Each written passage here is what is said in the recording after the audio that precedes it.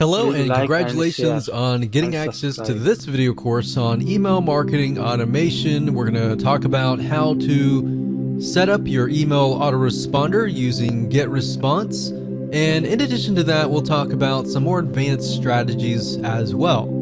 So this is video number 1, which is the introduction. And what I want to do is talk about mindset, because having the right mindset is crucial before you actually jump in and begin to build your list and use this system to essentially build a relationship with your prospects. And of course, in addition to that, with the intent of course, getting them to open your emails, getting them to click your emails, and then of course, get them to buy or take whatever action that you are trying to get them to take. Now, as far as mindset goes, you want to think quality over quantity, meaning instead of trying to reach everybody, instead of trying to get 1,000 people onto your list, don't worry about the big list. Be concerned more about attracting the right person.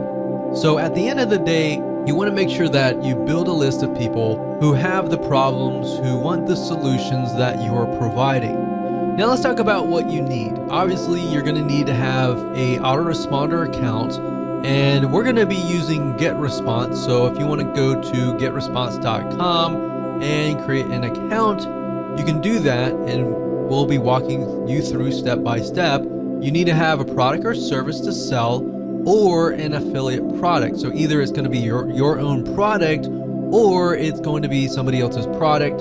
But either case, you're going to need to have an end goal. You also want to have access to an email autoresponder series. In other words, a bunch of emails that are sequenced from day 1, day 2, or however you want to set it up to build that relationship, to warm people up, essentially.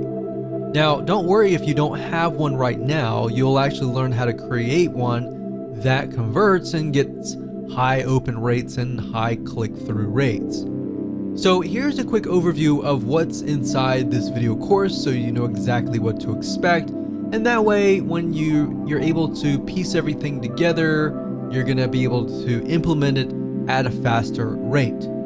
So obviously, this is video number 1. Video number 2, we're gonna talk about what's your end goal. And the reason why this is important is because if you don't have an end goal, you don't know exactly what you're trying to achieve, then you're not going to be able to build the list correctly, right?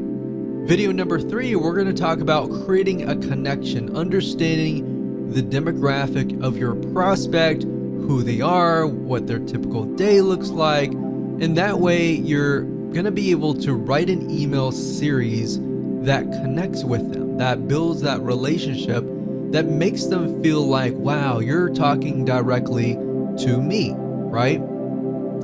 Video number 4, we're going to talk about the backward email funnel, meaning how to create a high converting email autoresponder series.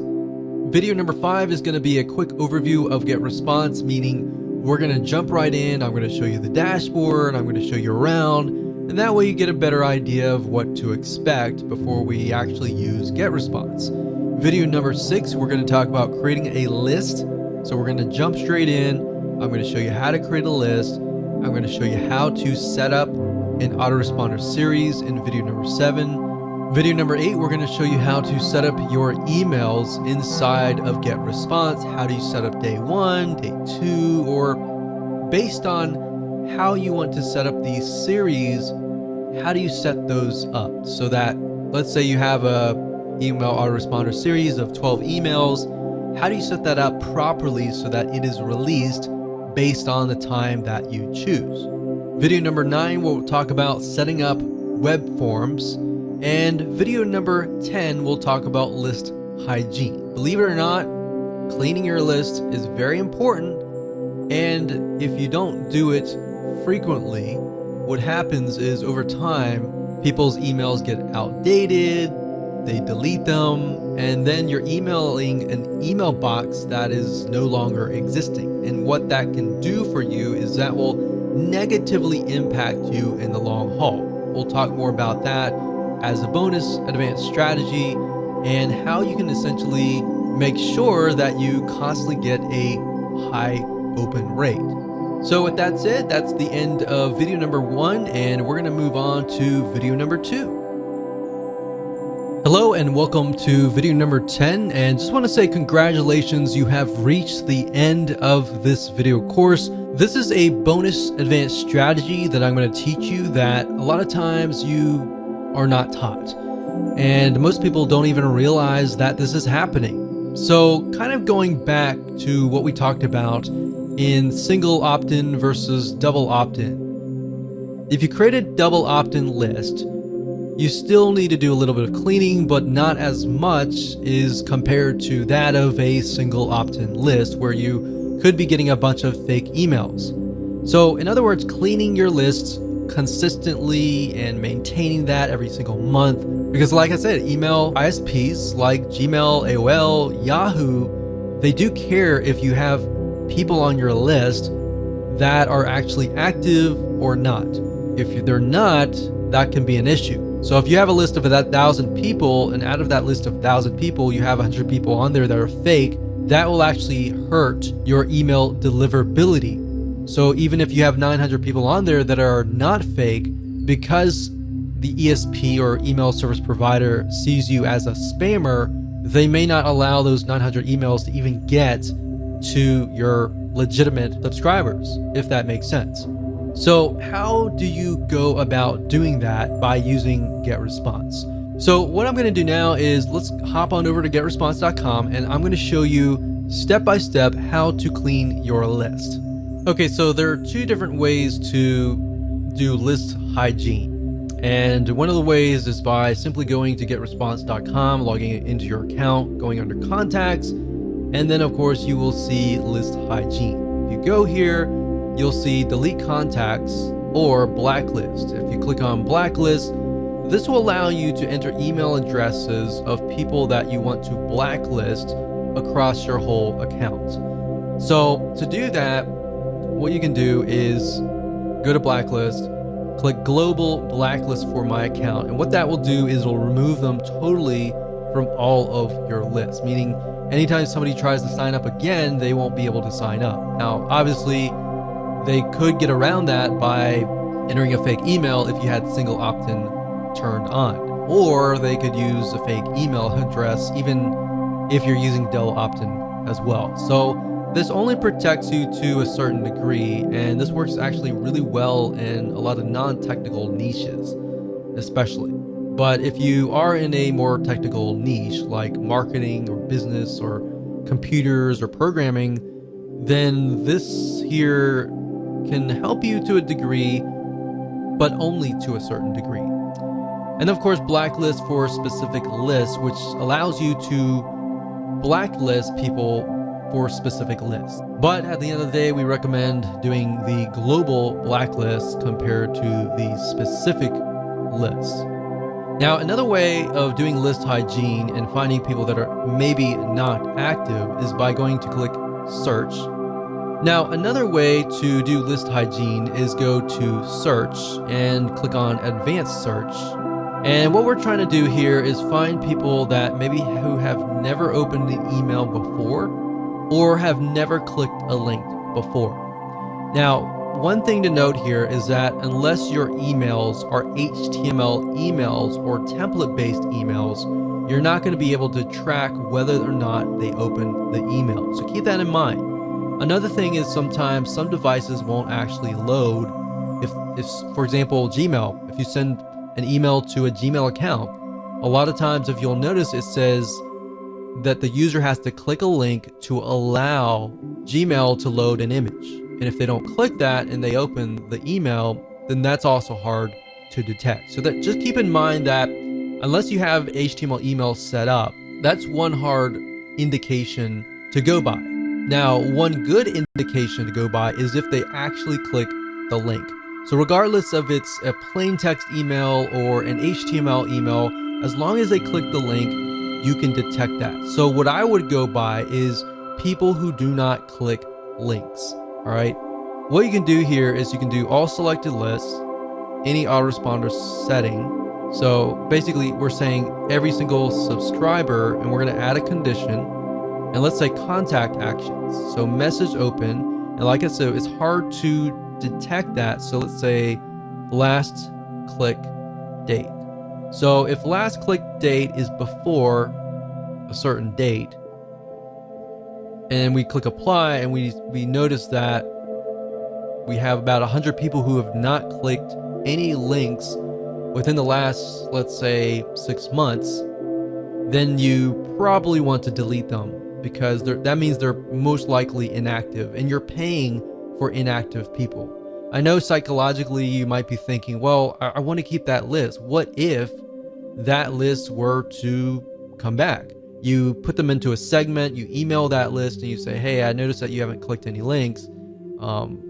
I wonder why and how I can improve my content to fit your needs. Something like that may allow you to reactivate people who just aren't opening their emails. And you got to keep in mind, some people are just busy.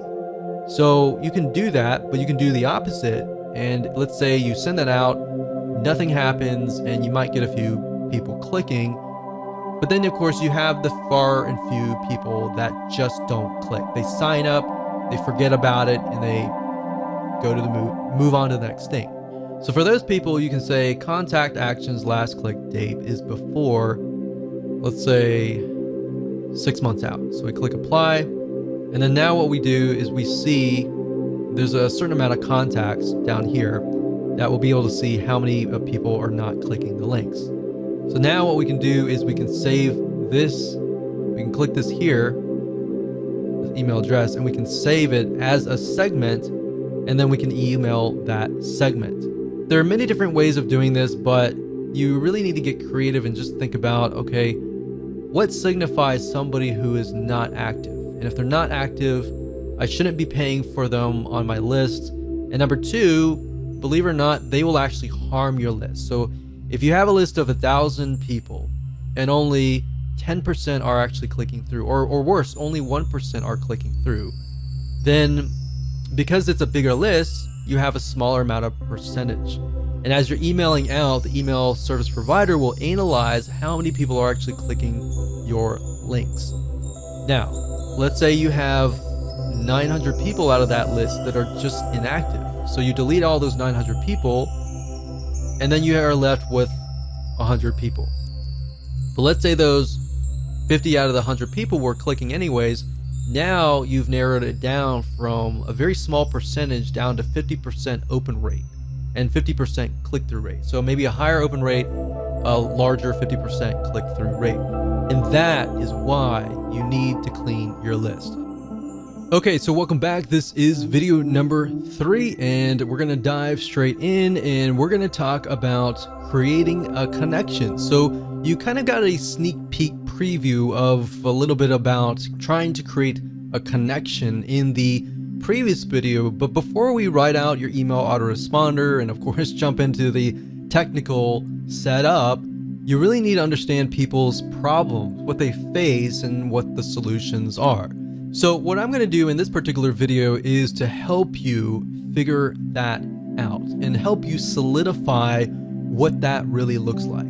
Because the reality is that before you can even do that, you need to do a bit of research, kind of demographic research, or in other words, what does somebody look like? What does your prospect look like? And understand what somebody's typical day looks like. Now, you might be wondering, why would I ever want to know that kind of detail? That's actually very crucial, because if you understand what happens in their day-to-day, you will understand their frustrations, you will understand their happiness, you'll understand their problems, and you'll understand how to create a connection with them to go beyond just, okay, you're behind the scenes, you're behind the computer kind of thing. You'll create a connection, even though you're worlds apart or countries apart, you will create a connection that will click. And that's the end goal of this particular video. That should be the end goal of your list. So my question to you is, does your prospect within your niche lean heavily towards male or towards female? Or does it equally move towards both male and female? So in other words, in order for it to lean just towards female is if, let's say for example, that niche is 90% female, or even 95% female, or even 75%. But even 75%, you're kind of moving towards that 50% so that it's both male and female. But if it's heavily towards males or heavily towards females, 80% above or 90% or above, then you want to jot that down. The next question is, what is your product or service or affiliate program trying to solve? So let's pick a niche. For example, survival niche. That niche tends to lean more towards males. And if you think about it, why would they be interested in survival? Well, natural disasters like earthquakes, tornadoes, and all of that can happen. The best thing to do is be prepared. So a lot of times, whoever the breadwinner is, male or female, but this just happens to lean towards males more heavily, they think about what could happen in those situations. Is my family prepared? Or am I prepared enough to help my family in these dire situations? So if you have a product in that case, then you could essentially build a lead magnet or an email autoresponder series that touches on those pains, those fears, the ones that keep them up at night, knowing whether or not their family is going to be safe in these natural disasters. It doesn't matter if you're selling a product or service or an affiliate program. The whole goal of every single one of these items is to build a relationship first. Then you can sell your product, then you can sell your service, and then of course, then you can sell your affiliate program. So oftentimes you'll find that the best converting email autoresponder series, they tend to build a relationship first rather than selling first. A lot of times if you sell first, you'll actually scare people off or piss people off, and they'll simply go to your competitor. So if you think about these things and what essentially keeps them up at night, jot that down right now. In fact, pause this video and jot that down so that you have a better understanding of what you could potentially talk about in your email autoresponder series. And while yes, it does seem a little bit basic, and while you may have heard this over and over again, and you might be thinking, yeah, whatever, let's get on with it. Really, trust me, this is actually very, very important.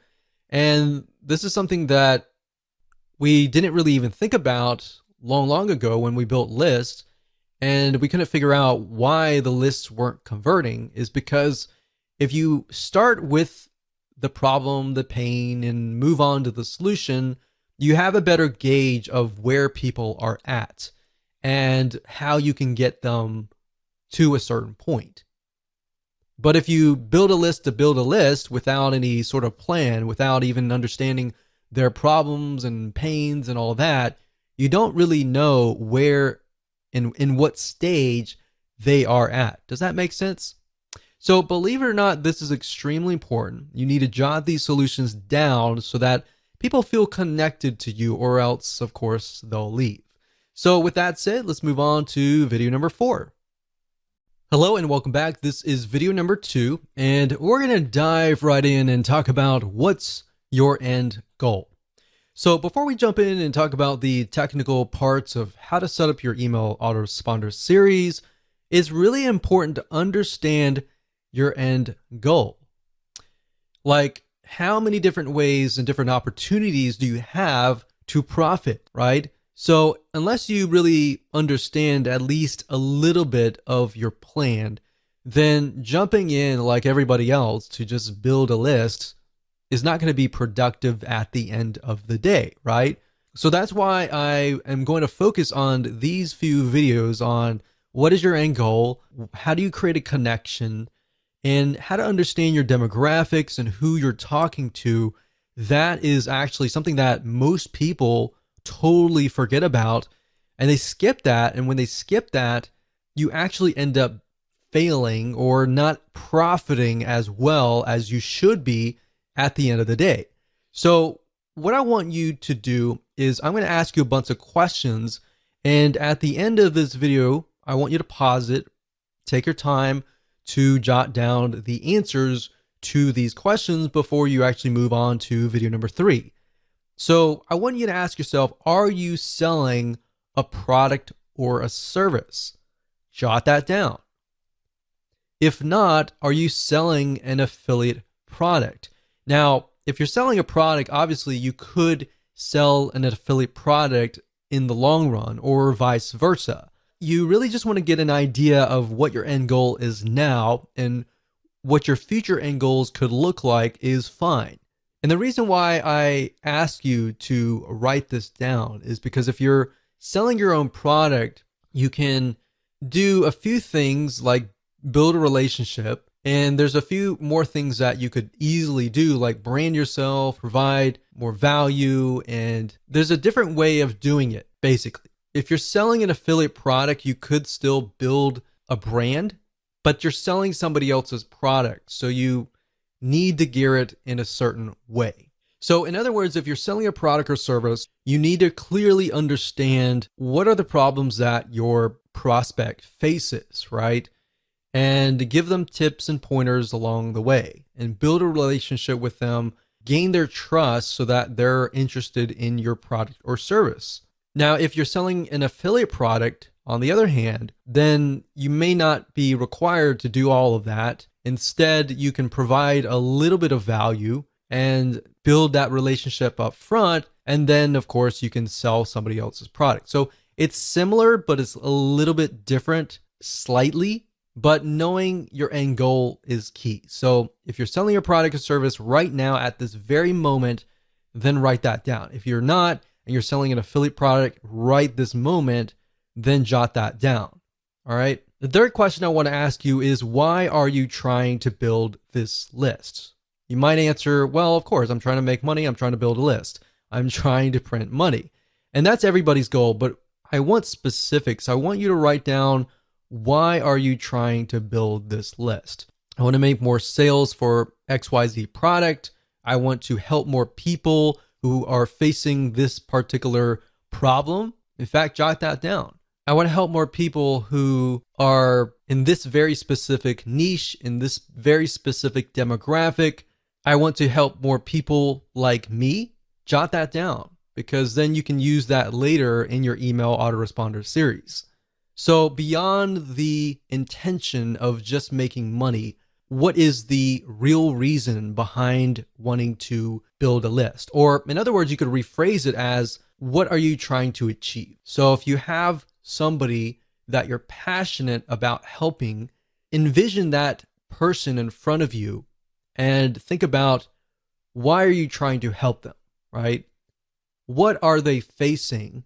And this kind of goes into video number 3, and we'll talk more about that. But if you think about, why are you trying to achieve them? What are you trying to achieve in this whole project of creating this list, or this journey of creating this list? What do you want people to feel like?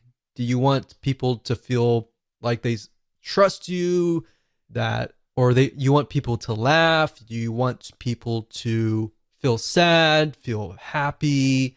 What do you want them to feel like as you're building that relationship?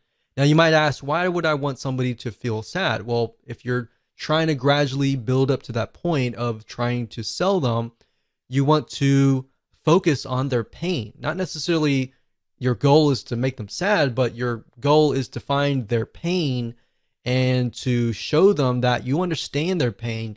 You understand where they're coming from, right? And from that point, how do you heal them? How do you help them? How do you solve their pain? All right. So that's what you want to do, and jot that down.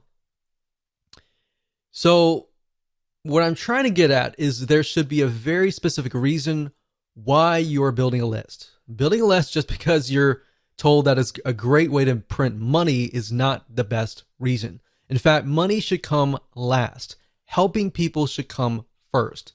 If you can help 1,000 people, and those thousands of people are truly helped, or you provide them with a solution, even if they were to pay you $10, every single one of them, that would be about $10,000. Now, that doesn't mean that 1,000 people will sign up on your list and all 1,000 people are going to buy from you. My point is, what is that passion? What is that drive that comes first before the money?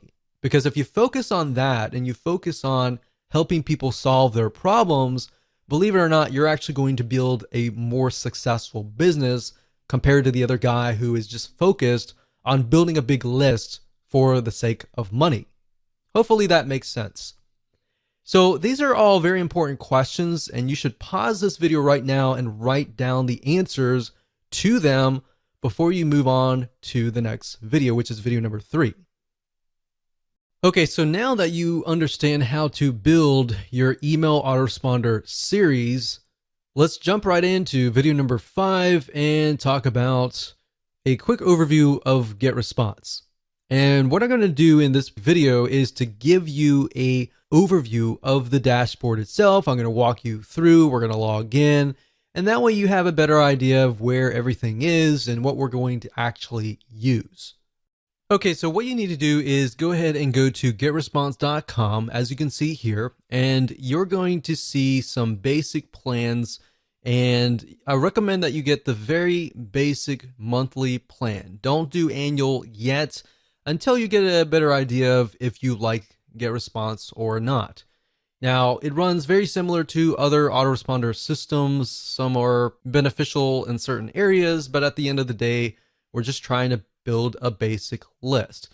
So up at the top, you're going to see contacts. Now, obviously, if they change the user interface, it will be slightly different. Now, the basic plan is just going to give you access to the contacts, which is building your list and doing broadcasting and creating autoresponder series.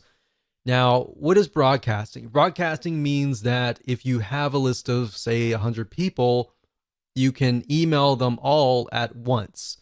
The autoresponder series, however, on the other hand, will work based upon how and when somebody actually signs up. So if somebody signs up today, their autoresponder series sequence is going to start today. If somebody signs up 2 months later, their sequence is going to start 2 months later. Now, automation, you might have access to landing pages, basically allow you to create landing pages, opt-in pages to help you build your list. Now, if you're using something like Lead Pages or any other external third-party system to build landing pages, then you can connect to Getresponse through API.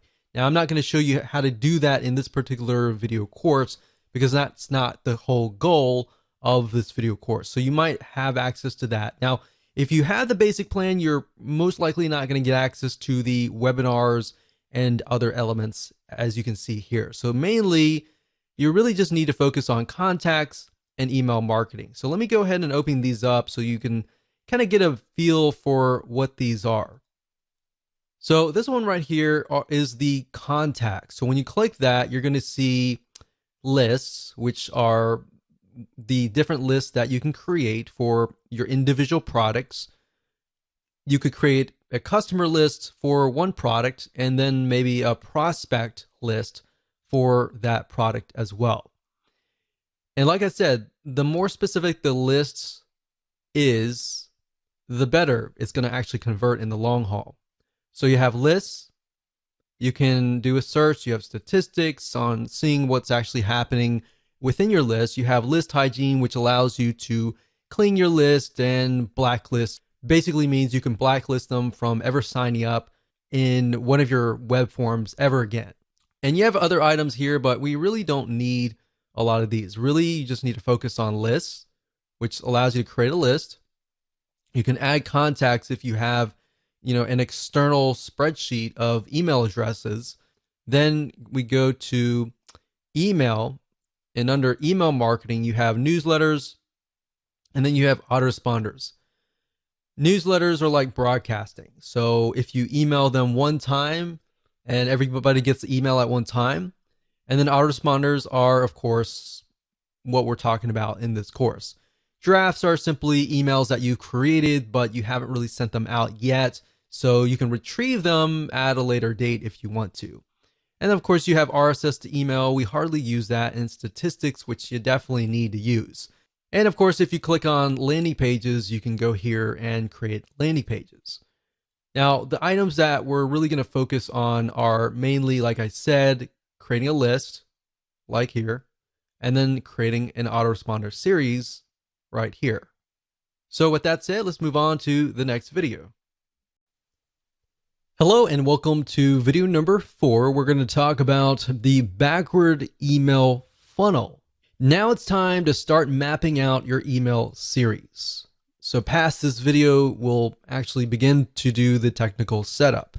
So obviously, if you do not have an email series yet, then make sure to watch this video step by step, watch it twice, because we're going to show you how to create a high converting email funnel. Even if you have an email series that is already written up, I highly recommend that you watch this video, because we're going to talk about some more advanced strategies that will help you create an email series that will get higher open rates and higher click-through rates. So if somebody gets your email, they're going to be interested and they're going to click through. So to speed things up, you're going to learn how to set up a backward email funnel based on what you wrote in video number 3. So if you didn't jot things down, then make sure you go back and do that. But of course, if you're a visual learner and you want to watch through everything first, that's fine too. Now, the point of the backward email funnel is to start at the very last email, which typically starts with "buy my stuff" emails. And it'll make more sense when I show a mind map and the process of how to create the funnel.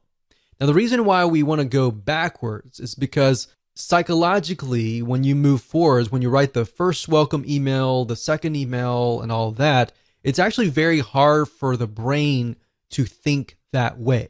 In fact, if you start at the very last end goal, which is "buy my stuff," you'll begin to think of the missing pieces and how you can fill out. Let's say you have email number 12. You'll figure out email 11, 10, 9, 8, 7, 6, 5, 4, 3, 2, 1 very, very easily. And it actually, psychologically, you'll be able to speed it up. You'll be able to create a higher converting email funnel. So to kind of give you a brief idea, the emails before that should build a relationship, should hone in on the pain, because you got to assume that the people that are coming to this list are people that do not know you. But of course, if they know you, then that's even better. So what you're trying to do is do the worst case scenario where people do not know you. Create an email autoresponder series based on that. If you do that, you'll actually get a higher conversion rate. Obviously, there's no guarantee, but statistically from our own test, that's what we found. So in other words, most of your prospects aren't going to know you. They just have an issue or a problem that they want solved. In fact, most of them don't really care about you. They just want a solution to their problems. Now, of course, over time, as you write to them, you give them solutions to their problems, not the complete solution, which is going to be the end goal, the product or service or affiliate product, but little snippets of gold, little snippets of tips here and there. Over time, they will build a relationship with you.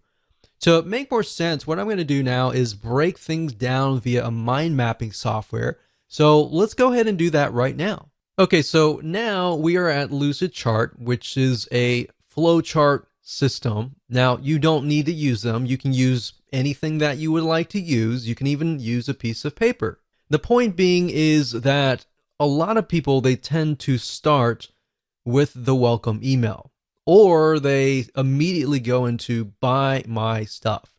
And if you think about it from your own standpoint, if you're interested, but you're not really interested in any specific product, but you are interested in maybe solving your problem. I mean, who likes to go to car dealerships and have somebody hound over you to say "buy, buy, buy, buy," right? Most of us, unless we've done our own research before and we're there to buy, we're not ready, right? So that's why I say start at the very end. Start where you want to get people to buy your stuff and then move backwards. So if this is your, let's say, 6th email or even 12th email, doesn't matter. You just want to start at the very end. And then what we want to do is we want to move backwards. So we're going to move from here all the way back over here. So buy my stuff email back over here. Now you might be thinking, well, what exactly does that look like? So let's take, for example, the example that we talked about earlier about the survival product. So let's say, for example, that we are selling survival kits, maybe meal kits. So what is related to meal kits? So if you think about it, when you have an earthquake or you have a tornado and all the power grid has essentially been disabled and you don't have access to a microwave or anything like that, then how do you survive? So what kind of content could you essentially provide? So if we open up our little nifty notepad here, we could just start brainstorming survival meal kits. Maybe the top 10 ways to create your own survival meals. Now, maybe you want to talk about how to do it, and the whole process is very time consuming, right? So this might appeal to people who have a lot of time on their hands, but for the most part, most of your audience, they're not going to have a lot of time to actually do this, and that's why they're going to buy your survival meal kits, right? So maybe you can talk about top 10 ways to create your own like top number 10s, and start with the number 10 and then go to like 9, 8, 7, 6, 5, 4, 3, 2, 1 kind of thing. So maybe at the last one you mention that and you say, well, this process is very time consuming. So if you want to skip, if you don't have like 40 hours a week or something to create these meal kits, and you don't want to create it, and so if you want to skip that process, and you can start listing why are your meal kits better than everybody else, right? So in that case, you could say, well, they're better because they're freeze dried and they will last longer. So if you were to create it like a DIY, if you were to create it yourself, then maybe it would last like 1 month. But if you come with us, then ours will last like 12 months. So if you're out in the wilderness and you got 12 months, then these foods will last you about 12 months. I would start hitting on pain points, fears, power grid out. So not having power for more than a week. And that's happened. We've seen that in a lot of natural disasters where there's no power and there's literally no food in the grocery stores. And there's like chaos and everything like that. So the point is, how can you take these items here and then insert them into your top 10 ways? So when they sign up for top 10 ways to create your own survival meals, or even top 10 ways to survive in earthquake, then you start naming the top 10. So number 10, it can be, something. Number 9 can be something. And number 1, or you could do like top 5 ways, and then email them 5 emails.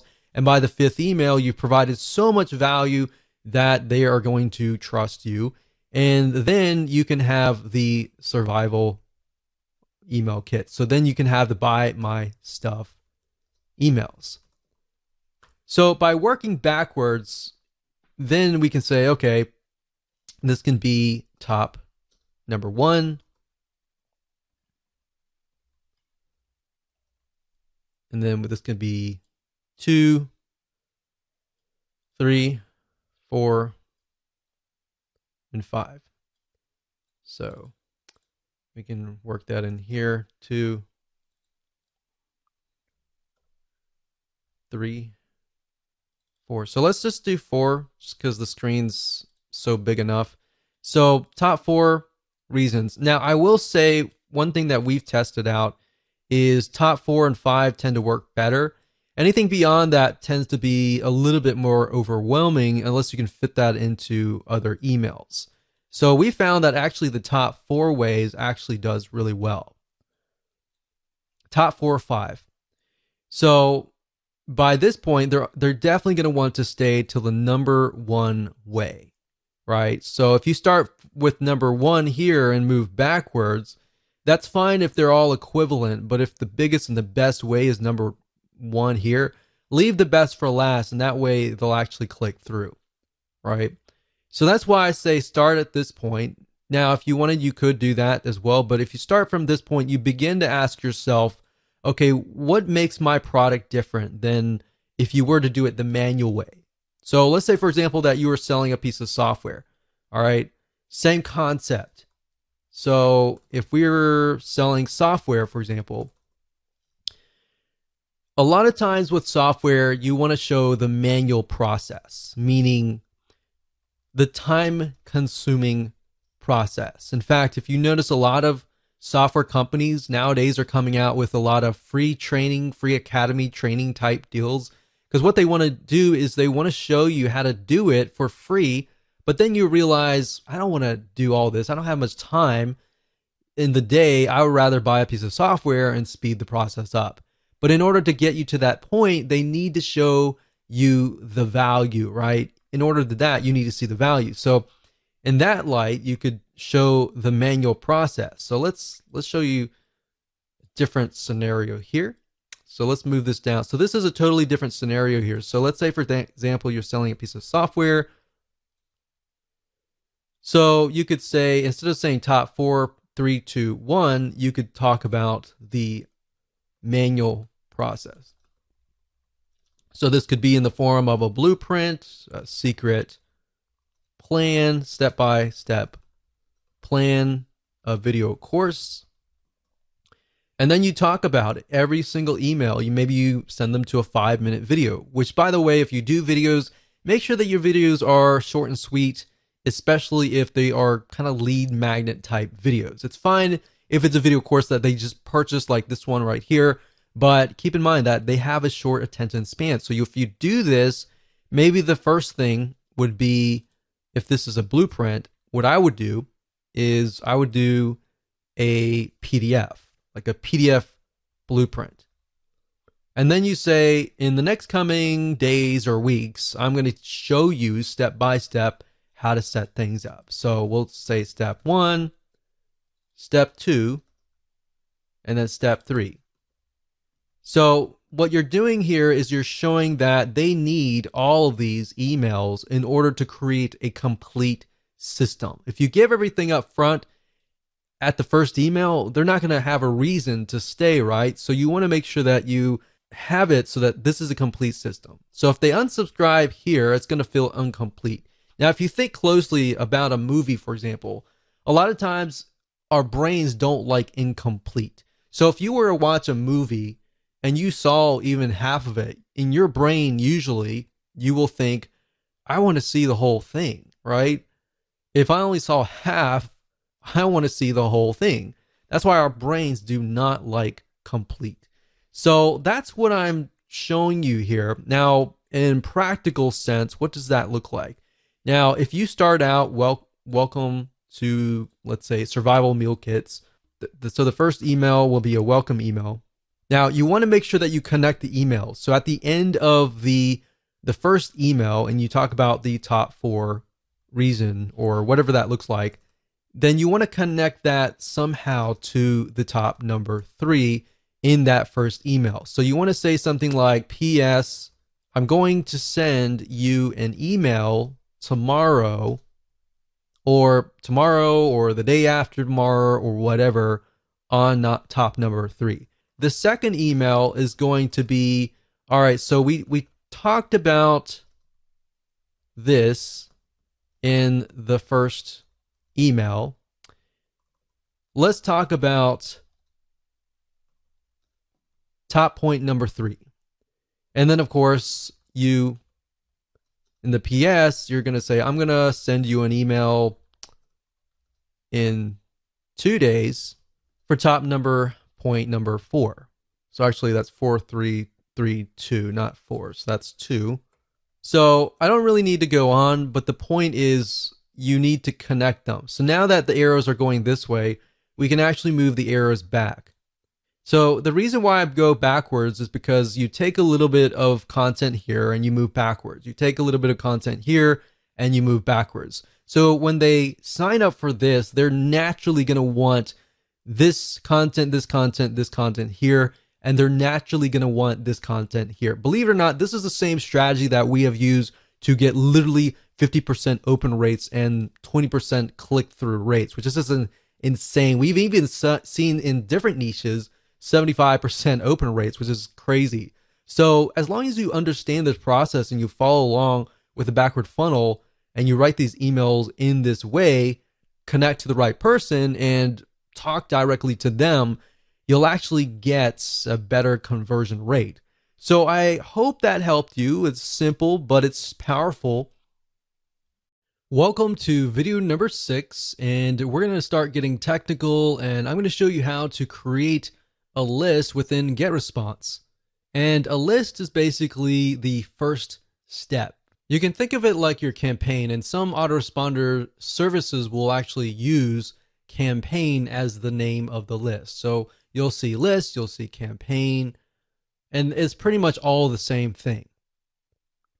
Now, before we talk about different ways to build your list and different types of opt-ins like single opt-in or double opt-in confirmation lists and which one is potentially better for you, when you create your lists, a lot of times a question might arise, which is, should you create a different list for every single product that you have? Should you create a different list for every different affiliate product that you're promoting? And the answer for that is this: yes.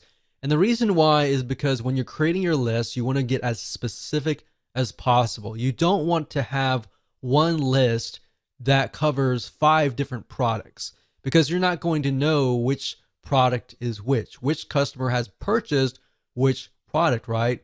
And even if you can segment it further and deeper than that, like let's say somebody has purchased this product, but they also purchased like a one-time offer. Or this other list, you have somebody who purchased product A and did not buy any of the one-time offers. So that way you have a better view of who is actually on that list.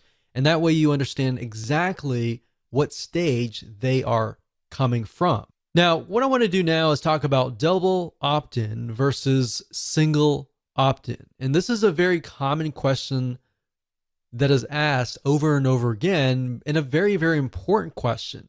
Now, if you don't know what these are, pay close attention. We're going to talk more about what each of them are. And then, of course, we'll talk about the advantages and disadvantages.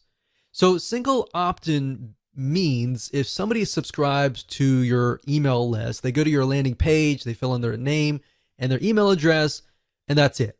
When they click submit, they get automatically added to your list. Now, here is the problem with that. If they do that, there's no way to prevent them from entering a fake email address. So nowadays, most people are very reluctant on giving out their email address. So therefore, there's a lot of email services out there that give you a disposable email address that only lasts sometimes 10 minutes. Now, the problem with that is that when you get fake subscribers, it will actually hurt you in the long run, especially when you email fake emails. Because at the end, whenever you send out emails, Gmail, AOL, and big companies like that, they'll see that you're sending emails to fake emails, and then of course they will think that you're a spammer. So what we found is 3 out of 9 times, or even more, sometimes even a half, most people will enter a fake email. So the bad news is if you build a list of single opt-in subscribers, your email service will assume that you're a spammer, and then out of nowhere, your account will get shut down months later. Or worse, you can continue emailing them, but all these different email service providers, or what we call ESPs, like Gmail, AOL, and more, they will start listing you and blacklisting you as a spammer. So every time you email out, you don't know how many of those emails are actually getting to your subscribers' email box. So even the people that want to hear from you, the emails might be going to their spam folder. So this isn't something that a lot of people are told and when they begin, and they normally find out later. So if you don't even know about this, then this is actually very common. Most people don't really realize that this is actually happening. Now, one way a single opt-in can work is if you are getting customers to subscribe to your list because they already trust you. So the only time that I would use single opt-in, in other words, is for people that actually trust you and that have spent money to trust you. Here's what double opt-in is. Double opt-in is when somebody signs up, and let's use the example before where they fill in their name and email address on your landing page and they click submit. Now at this point, they're not going to be added to your list. They're going to be added to a sort of pending list. Now, what they have to do in this case is they have to prove that they are the owner of the email. So what happens is they get sent an email asking them to click a confirmation link. And when they click that, and once that is done, then of course they're added to your email list. Now, if they fill in the name and email address and it's all fake, then of course think about that. That email will never reach them. And that protects you by allowing you to build a quality list. So instead of building a big list of 1,000 people, you might be building a list of 100 or 200 people, but these people are basically saying, I want to hear from you. Now, there have been studies, there have been tests. Some say that double opt-in works better. Some say that single opt-in works better. So really, at the end of the day, you're not going to know until you actually test it out. Now, given that double opt-in, if you send about 1,000 people and you get, let's say, for example, a 50% conversion rate, then 500 people may opt in. And if it's a single opt-in, then of course 500 people would be added to your list. But if you do double opt-in, 500 people may opt in, and maybe 100 of those are fake. And maybe you'll only get 300 people to actually confirm their email. But at the end of the day, what we found is double opt-in actually converts better. You're going to get a higher conversion rate, higher open rate, and higher click-through rate. That's going to help you as far as dealing with the email service providers like Gmail, AOL, and all these other email service providers. And your reputation will move up. Your emails, when you send them out, are going to land in people's email inboxes. And of course, because you're emailing people that want to hear from you. So that's why we found in our tests that you will actually get a higher rate of opens, a higher click-through rate.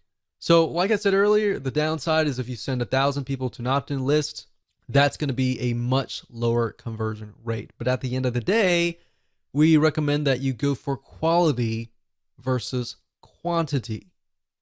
So now that that is out of the way and we've talked about the fundamentals and some advanced strategies, let me show you how to create a list within Getresponse and explain some details surrounding this feature inside of Getresponse. Okay, so as far as creating a list, it's actually very easy to do once you understand how everything is laid out. So even though it might take me about 5 or so minutes to teach you, once you get a hang of this and once you start creating a list after list after list, it'll actually be easy. In fact, as I will show you in just a minute, once you have created your list and you've created all the settings and done all that, once you create the second list, you can actually copy the settings from the prior list. So you don't have to set everything up again, essentially. So what you need to do is go under contacts, click on lists, click create list, and then of course, name your list. So we're going to do a new test list 1. And of course, you can click copy existing list settings. So if you've already created a list before, you can select that. You can select the list that you want. So you could select whatever list that relates to that particular product and then set that and click create. So we're not going to copy any settings here. We're just going to do it from scratch. We're going to click create, and there we go. So this right here is the new list. So now if you put your mouse over here, you're going to be able to see other elements like add contacts, make defaults, settings, show contacts, show newsletters, and show autoresponders and delete. So adding contacts, what that means is if you have a external list, let's say for example you have an Excel spreadsheet of a list of customers, then you can click add contacts and you can actually import those contacts into Getresponse. Now I would say be very careful with this. When you do that, make sure you clean your list, or make sure that your list of people are active. Now the reason why we don't really do this a lot is because when you're just starting out with Getresponse, you're building a reputation. Or Getresponse could be ConvertKit, could be any other autoresponder series. You're building a reputation, and the best way to build a reputation is to start from scratch and build a list from scratch and build a double opt-in confirmation list, because then you will get less people who are spammers, fake emails, and all of that. You get people basically who really want to be on your list. Now make default, all that means is that when you email out, it's going to come from this list. So we don't really want that. Now click on settings here, and settings allows you to see the name, of course. Now keep in mind that when you use something like lead pages or any other landing page creator and you connect to the Getresponse API, what's going to happen is you're going to see the list name. So when you connect to Getresponse and you refresh the details and you connect lead pages, for example, to Getresponse, you're going to see the list name. So you want to make sure that you choose a name that is something that you will remember and that is clear to you. So you want to try to create a naming convention essentially, because you're not going to see the list title or description or any of that. So what you could do in Getresponse, however, is create a list title and description so that if you ever forget what the list name is, then you can always refer back here and figure that out. Now, the next thing is you can choose the category, as you can see here, and of course the language. Now, right below that is going to show the postal address, which is very important. And this address is going to show on all of your emails. So anytime you send out a newsletter broadcast, which is to everybody, or an autoresponder series, they're going to see your mailing address at the very bottom. So if you want to, for example, rent a UPS mailbox or a post box and put that there instead of putting your own private mailing address, that would be highly recommended for you to do. Now, of course, this just allows you to customize the list. You can add your logo and all of that. Now, if we click on subscription up at the top here, you can see that this option will allow you to receive subscription notifications. So basically, every time somebody signs up on your list, you will receive a notification. Now, this is nice to have in the beginning when you're starting out, so it's kind of like a little motivator. But as time goes on and you start building lists of thousands and thousands of people, you most likely want to select this off. Now, what this here, it says require extra confirmations, double opt-in. What that means is the double opt-in list. Now, if you select this here, what that will do is whenever you create a web form and somebody signs up on that web form, they will be required to obviously confirm that they are real. So we highly recommend that you do that. Now, API subscriptions, what that means is that if you're using a third-party system like lead pages and you're connecting through API and somebody signs up through there, unless you select this, it won't be double opt-in. If you deselect this, then it'll be single opt-in. So that's the main differences between these two. Now it says preview pages your contacts will see. So this is very standard. Once you understand this, this will be standard throughout other systems. But the confirmation page is a page your contacts see after they confirm sign up. All right.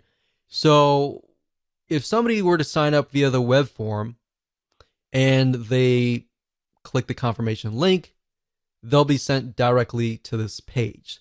And then, of course, the unsubscribe page is the page whenever they click the unsubscribe link. So unsubscribe success page basically means the page your contacts see after they unsubscribe. And of course, newsletter directory, your newsletter archive page. We don't really use that unless you want to show people all of your archives. And of course, you can tell the system where you want to host your confirmation page, either getresponse.com or a custom URL. So if you don't want to use getresponse.com's standard page and you want to use your own page on your own domain, you can select this and send them directly over to there.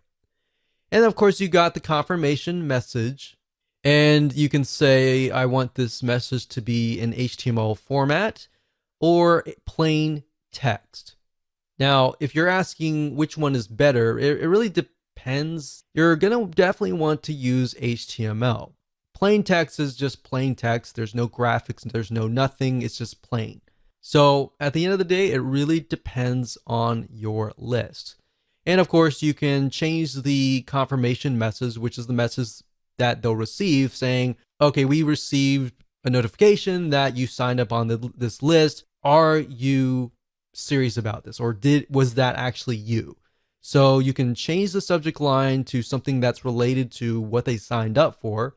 And then the from address is, of course, your email from. And if they want to reply to, you can send them to the same address or a different address. And of course, when you're done, you can click Save Confirmation Message. Now, if we go back over to here and go under the new test list 1 and put my mouse over here, so we went to settings and show contacts. All that does is just shows your contacts. So obviously, if you just created a new list, you're not going to have any contacts. If you do have some contacts, you'll be able to see that information there. Show newsletters basically allows you to do broadcasts. So if you click this, you can do that. And of course, show autoresponders will allow you to create an autoresponder, which we'll dive in further in the next video. Hello and welcome to video number 8. And in this video, we're going to talk about setting up your emails. So now that you understand how autoresponder systems work and how to set them up, it's time to set up your emails so that we can fill in the autoresponder series and then connect them to your email list. And we'll make sure that you understand everything from start to finish. So let's jump right in. Okay, so I'm starting off where I left off in the previous video. Of course, message name, like I said earlier, is the name for you and you alone. Your subscribers are not going to see this. And of course, subject line is going to be the title or whatever shows up in the person's email box before they click. So you definitely want to make sure that they know that this is coming from you. So if they signed up for, let's say, survival meal kits, then you need to do that. Or if they signed up for the top 5 ways to make meal kits. So you could say, here's your top 5 survival. So you want to make it short and sweet, but to the point. And if you can think of less words to fit what you're trying to do, that's actually even better. So once you're done, you can actually personalize this as well. So we can say first name, here's your top 5 survival guide. And you can add symbols as well. One thing that we've tested and we found that works really well is emojis or symbols, like so. A lot of emails, you'll notice they don't have a lot of emojis or symbols. So if you can add them, that will actually get people's attention. Now, you don't want to do it too much and overdo it, but that's there if you need it. And then we'll click on next step. Now, it's at this point you can decide what you want to do next. You can either choose pre-designed templates and make it pretty, or you can simply go straight to plain text, which basically means there is not really going to be any graphics or anything. It's just going to be plain with links, or you could do HTML editor. So it's really up to you. If you're just starting out, I would highly recommend that you choose one of these templates because they look really nice. And unfortunately, people do judge you by what they receive. Now, it really depends on your audience. If they really just want the content and they want the report. Now, keep in mind that if you are trying to track if somebody actually opened the email or not, you definitely need to use the HTML code editor. The plain text editor doesn't really track that information, but what it does track is if somebody clicks on your link. Because what happens with the HTML code, they'll insert like an image, and if somebody opens like their email on their phone, it'll load that image and it'll trigger the stats to let you know that, oh, this person actually opened their emails. So that's just something to think about when you get started, because if you only do plain text emails and you do a search on how many people actually opened your email and read it, the data is not really going to be there. All right. So that's why that is important. So let's say, for example, that we're going to go through here. So we got creative agencies, arts, education, financial services, online marketing. So since we're dealing with food in this case, we could select something like this. Now, one thing that I have noticed with a lot of email service providers is that if you insert way too many images, that can actually impact you negatively. Because if you think about a lot of spam email, they tend to contain a lot of images and very few words. So you definitely want to keep a balance of words and images. And you also want to think about, is this going to look right in somebody's email inbox if they're using a mobile device or if they're using a Mac? And there's many different types of resolutions: PC, Macs, mobile devices, tablets, and all of that. So selecting a template is actually very easy. You just point and click and you can get it done. For the sake of simplicity, I'm going to choose HTML code editor.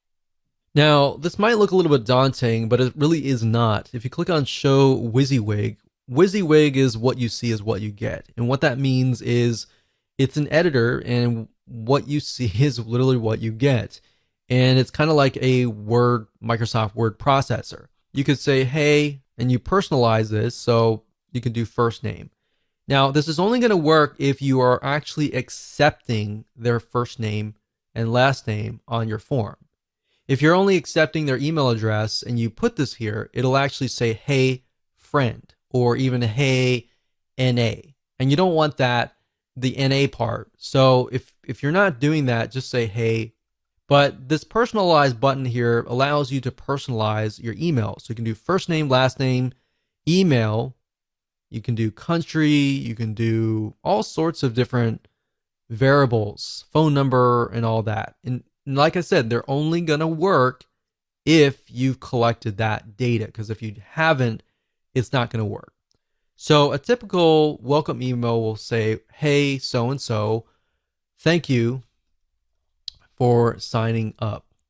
Here is the free report or software or ebook or checklist. Now, if you're following what we talked about earlier with just the emails, you can say, thank you for signing up. Here's the top number 1 or top number 4 way to create your own survival meal kit. So you can enter that information down below here, or you can include a link. So if you were to include a link, let's just use Google for example. So http://www.google.com. So you could do that like that, and you can link it, or you can say, click here. You can highlight that, and then of course you see this little chain. The chain is a link. So if you think about chain link, that's where it came from. So we can copy that here. You can say open this in a new window. So if somebody clicks it, then it's going to open in a brand new window. If you don't have these elements, then what's going to happen is when they click the email, they are going to be forwarded directly to wherever you're sending them. So you can say, here's the top number way, click here, your name, and then you can say PS. By the way, tomorrow I'm going to send you the number 3 way to do blah, blah, blah. So like I'm saying, you don't really need to, obviously, survival meal kit, but you can use it for any niche. But as long as you connect it and tell them in advance, like, hey, there is something coming, then they're going to be excited about it and they're going to look for your email. A lot of times the reason why emails don't get opened up is because people are not looking for your email. They're just shocked and surprised. But if they're aware that it's coming, then they're more likely to be ready to open the emails. And that's why you get higher open rates because of that. Now, one thing I will say is what's nice about Getresponse is down here, when you're done, under test message, you can click inbox preview. And what that will do is it'll show you what it looks like in people's inboxes. So if it doesn't look right, you can always change it around. Now, the spam score allows you to see what your score might be. And in other words, how will your emails get to the inbox, or will it go through to the spam folder? Now, the nice thing about Getresponse is it tells you what you need to do. Now, this isn't really something that you can touch, but these here, HTML right here, there's no HTML tag. So because there's no HTML tag, I got a negative 0.6. So how do we bring that lower? Well, I'm going to show you. If you click on Hide WYSIWYG, you're going to see HTML code.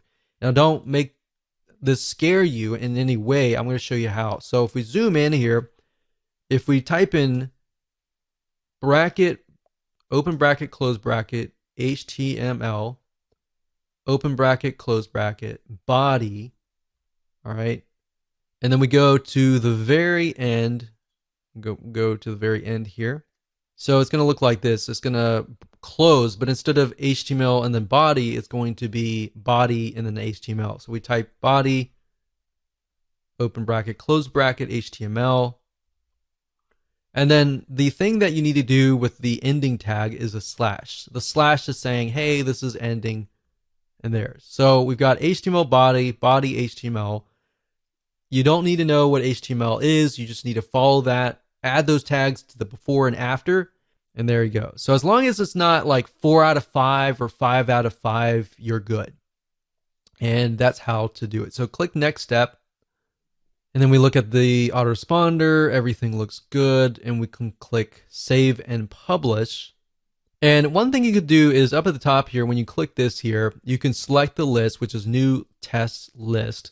And it's going to show you all the email autoresponders in here. So these are all the emails. So if you have a second email, we can add a new one and we can tell it when to send it. So as you can see here, this email is being sent and status is on. Send immediately any day of the week. So if we click on create new and we, let's say, for example, create a new email, and then we can name it. So we'll do survival email 2. And on day 1. So now if you want to do it every day, you can. So you create a new email and then a new email, and it's 0, 1, 2, 3, 4, 5, right? And then 6. But if you want it on, let's say, every other day, so we emailed out on the 0 day, we're going to skip the day 1, and day 2 is when we're going to email out. So it's going to be every other day. And the reason why you wouldn't want to do that is because you want to give people the ability to absorb the information. But if it's really short, straight to the point pieces of content, I wouldn't do every other day. I would just go ahead and start emailing them every single day. So I would do that, do the same process, create a new email, subject line, message name, do the same thing I showed you, and then you'll click save and publish and you're good to go.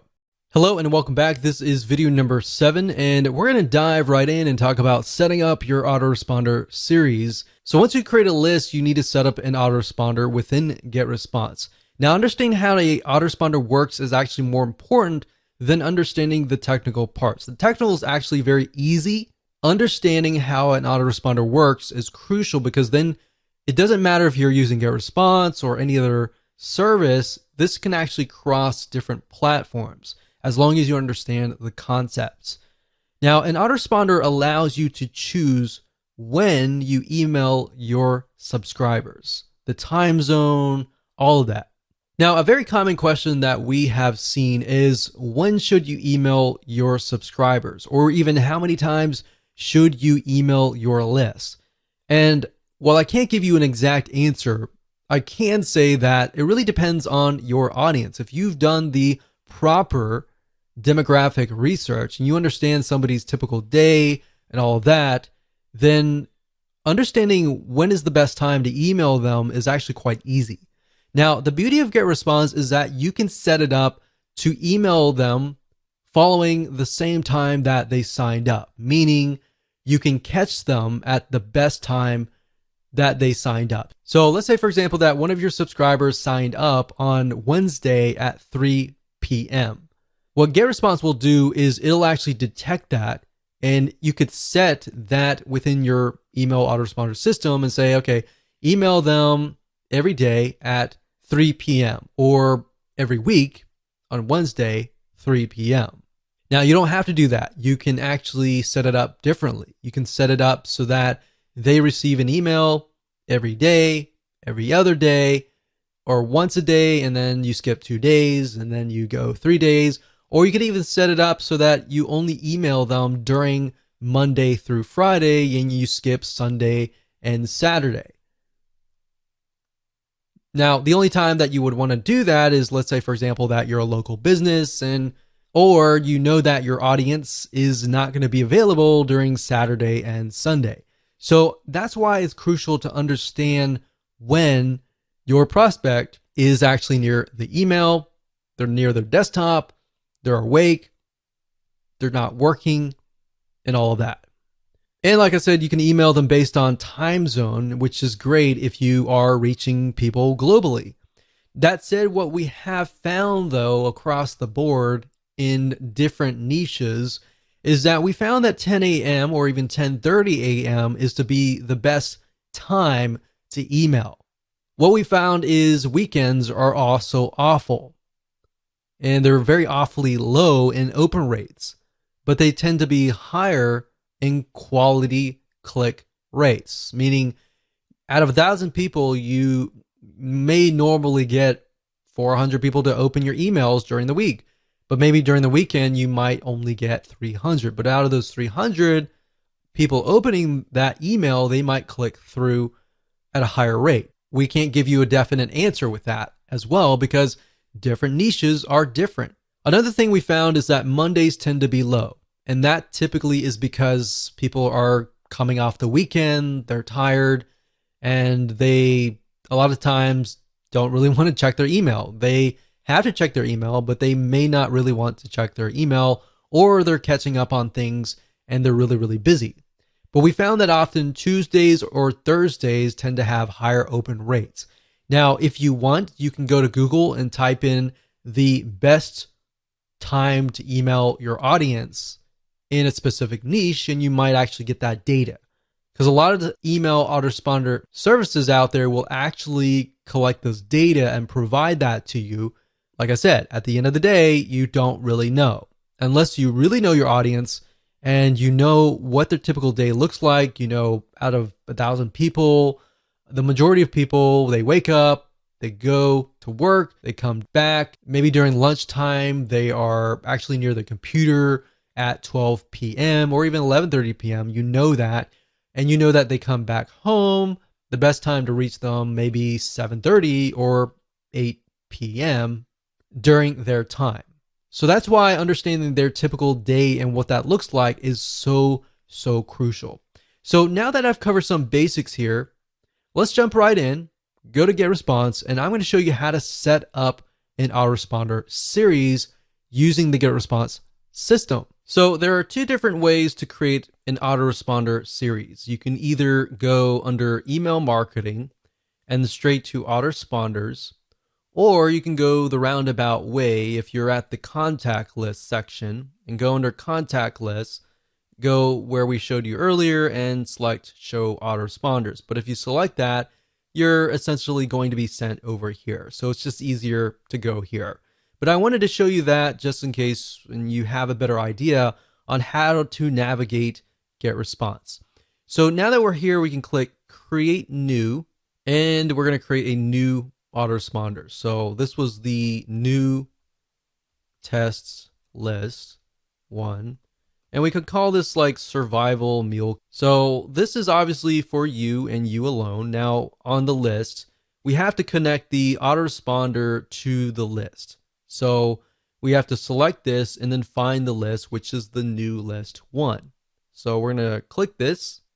And as you can see here, I went ahead and selected that. So you need to connect that too, otherwise it's not going to work. Now, right here, this tells you when do you want the first message to be received? So after they confirm that they are indeed real and genuine, then the next thing is, when do you want them to receive the email? Now, it's my recommendation that you immediately send them an email. So I would put day 0. And while that doesn't really make sense because it should be day 1, that's how most autoresponders are set up. So day 0 really means 1, immediately. Day 1 usually means the next day, 24 hours after that.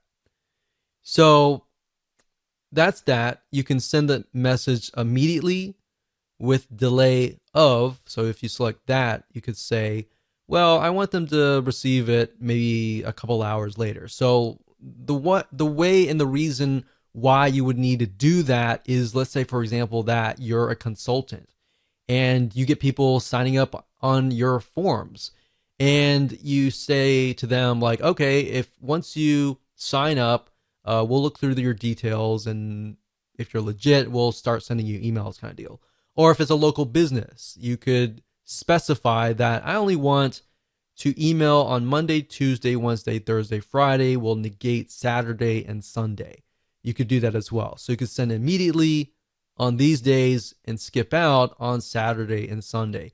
Now, if you're selling info products or software or anything that relies on emailing 24/7 and you don't really want to remove a certain day, you want to make sure that all the checkboxes are chosen. So now what we need to do is we can create the first email. So I'm actually going to dive further into this into the next video, but all you have to do is click create new email, and I'll create the first email here, and then we'll show you how to create the other emails in the future videos. But the message name is the name that will appear in the list of your messages. It's not going to be seen from your subscriber's point of view, but it's just there so that you know what that email is.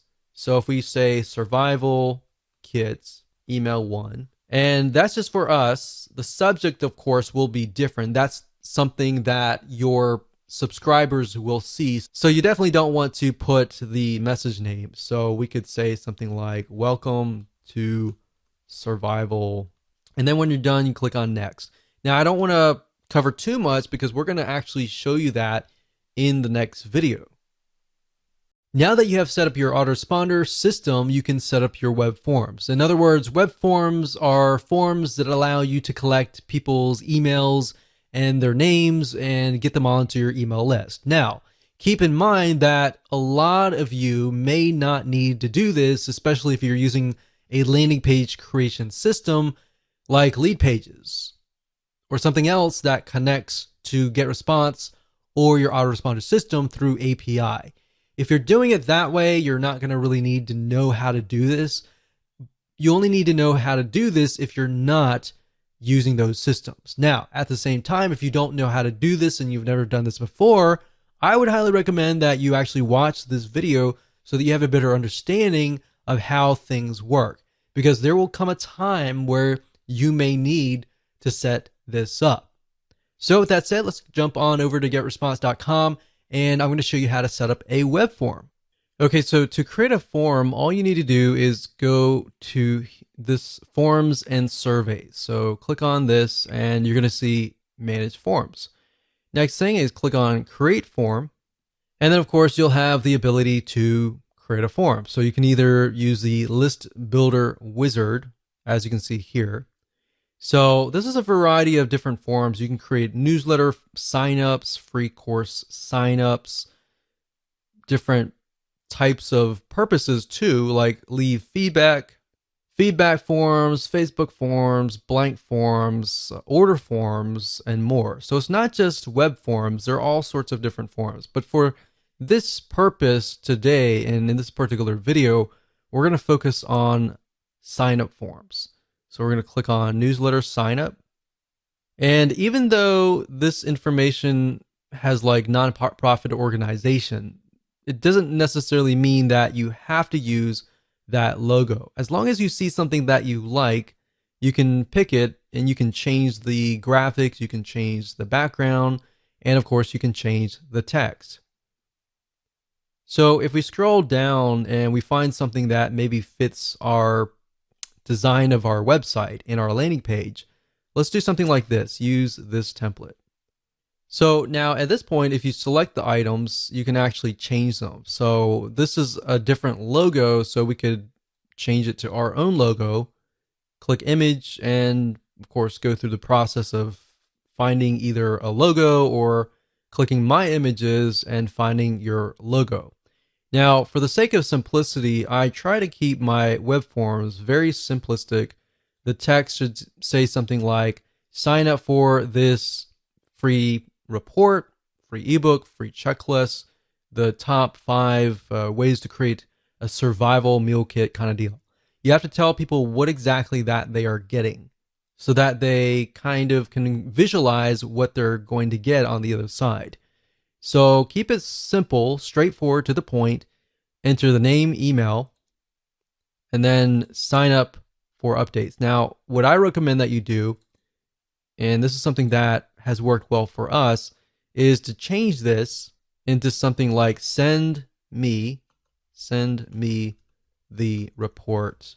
So that way, psychologically, when they click on that, they're thinking, oh, I want you to send me the report, right?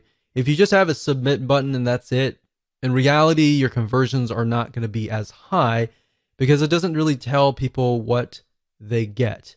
So this tells people what they get, but this tells people that, okay, they're definitely going to get something. So send me the report, send me the checklist, send me the report to my email. So that way, the next step in their mind, psychologically, they're waiting to receive an email, all right? Now, you can test this out. If you only want to collect emails only, you could remove the name here. But if you do that, just keep in mind that when you customize your emails and you personalize them, you can't say, hey, first name, because you don't have their name. So going through here, these are just elements that you can add. And of course, you have the layout and the style. You can change the design, the color, and all of that. When you're done, you click on Save and Publish. And there we go. So we're almost done. And now there are several different options that you have. You can say, I will install the form myself, and it'll give you a script code. So this is JavaScript. You can click copy. And then, of course, you can add that to your landing page. You can add that to your blog. Now, like I said, if you're using lead pages, then you're never really going to have to even go through this process. This process really is only for if you are posting this directly to your blog or anywhere else. You can also say Getresponse will host my form. So what this will give you is a direct link to a URL. So if we go here, when somebody goes straight to that link, they are then, of course, sent to the opt-in here. I would not recommend that you do this unless it was like a customer or somebody that really trusts you. In fact, I would highly recommend that you use an external landing page creator, or you use the built-in one in Getresponse. And if you do that, you don't even need any of this information. And that's how to create a web form.